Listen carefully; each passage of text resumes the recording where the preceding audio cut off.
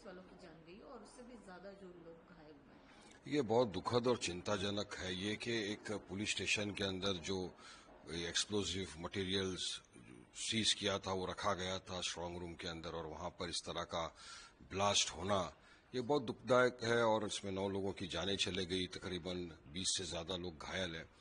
तो हमारी संवेदना है उन जो लोगों की जानें चले गए उनके साथ और हम चाहेंगे जो घायल है वो जल्दी स्वस्थ हो जाए।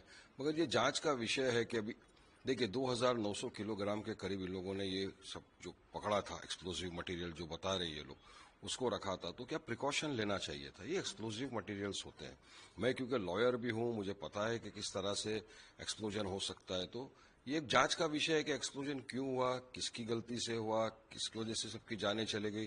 अब तो इन्वेस्टिगेशन तो कर रही है, वहाँ की पुलिस भी कर रही है और मिनिस्ट्री भी लगी हुई है। तो जो भी इन्वेस्टिगेशन में रिपोर्ट आए वो सार्वजनिक करना चाहिए सरकार को। किसकी लापरवाही की वजह से इन लोगों की जानें चली गई, क्या था उसमें, सब चीज की इंक्वायरी होना चाहिए।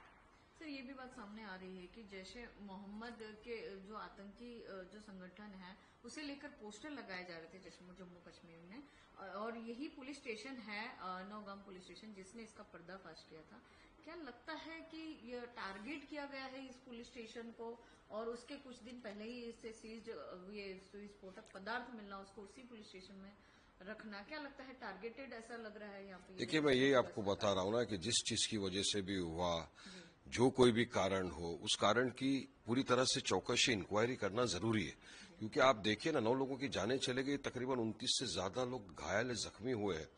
तो क्या था, क्यों हुआ था, उसी पुलिस स्टेशन में क्यों हुआ, ये तमाम चीज जो इन्वेस्टिगेशन का विषय है। और मैं समझता हूं कि वहां के जो पुलिसकर्मी है, सरकार उसकी इन्वेस्टिगेशन करेगी और रिपोर्ट पब्लिक के सामने सार्वजनिक होना चाहिए। क्योंकि ये बहुत चिंताजनक विषय है कि पुलिस स्टेशन के अंदर जो सीज हुआ है, इस तरह से वहां पे एक्सप्लोजन हो जाता है और लोगों की जानें चली जाती है। तो मैं तो चाहूंगा कि इसका प्रॉपर इन्वेस्टिगेशन हो और रिपोर्ट सामने सार्वजनिक की जाए।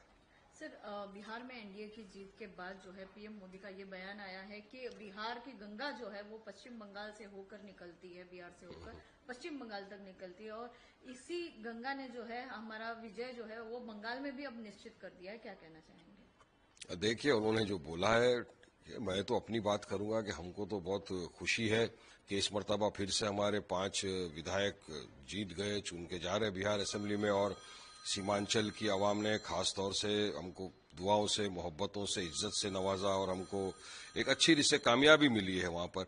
मगर कई जगहों पर देखिए, मैं आपको एक जगह बताऊंगा, बलरामपुर, जहां पर हमारा कैंडिडेट था एडवोकेट आदिल हसन, 80,000 वोट लिया उसने, 80,000 वोट लिया और रिकाउंटिंग में 400 वोट से हार गया। अब मैं पूछना चाहूंगा कि कौन थे वहां के वोट कटवा, किसने उनका वोट काटा? एक मेहनती इंसान, सेक्युलर माइंड वाला जीत रहा था मजलिस इत्तेहादुल मुस्लिमीन का, उसको आपने इस तरह से हरा दिया। अब किसके ऊपर अब इल्जाम लगाएंगे, कौन है असली बी टीम, किसने बीजेपी को जिताया वहां पे, किसने आप सपोर्ट किया उनको?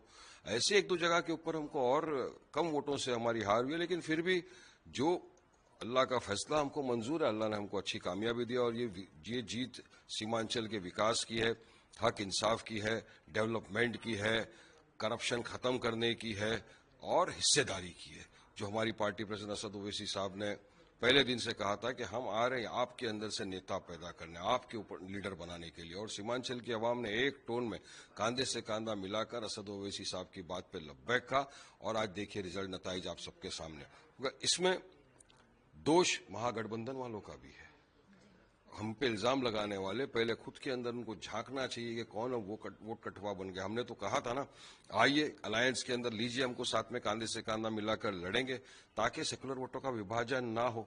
अब देखिए हम, और दूसरी बात यह है कि एक 2% वाला मल्लाह, उसको आप डिप्यूटी चीफ मिनिस्टर बना सकते हो, एक 14% वाला यादव को आप मुख्यमंत्री बना सकते हो, और वहीं पर एक 18% वाला मुसलमान को क्यों नहीं? कि मुसलमान नहीं बन सकता क्या मुख्यमंत्री बिहार का? है वहां पे सक्षम लोग है, मगर आपकी नीयत नहीं है, हिस्सेदारी देना नहीं है, आपको साथ में आना नहीं है, गठबंधन का हिस्सा हमको बनाना नहीं है। और उसके बाद में इस तरह का होता है। तो मैंने पहले ही कहा था, अब नहीं रोना पप्पा पप्पा मेरी चॉकलेट छीन लिया, मम्मी मम्मी मेरा दूध का गिलास छीन लिया। अब नहीं, अब तो जनता ने फैसला दे दिया है, सबको मानना पड़ेगा। इतना ही नहीं रुकते आप, तेजस्वी यादव हमारे पार्टी प्रेसिडेंट असद ओवैसी साहब को एक्सट्रीमिस्ट बुलाते, चरमपंथी। अरे आप कौन होते? आपने एक दाढ़ी देख लिया, टोपी देख लिया, मुसलमान देख लिया तो चरमपंथी हो गया।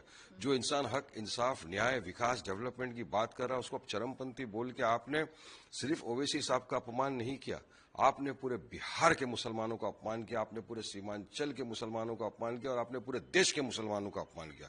इसकी वजह तेजस्वी को माफी मांगना चाहिए।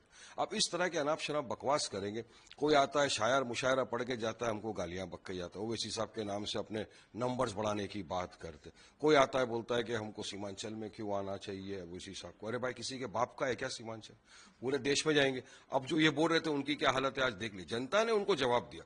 हम पे जितनी गालियां बका, जितना इल्जाम लगाया, वो तमाम इल्जाम का सीमांचल की जनता ने पूरी रीत से इनको जवाब दे दिया और आज नताइज आप तमाम के सामने है कि हमको तो अल्हम्दुलिल्लाह अच्छी रीत से कामयाबी मिली।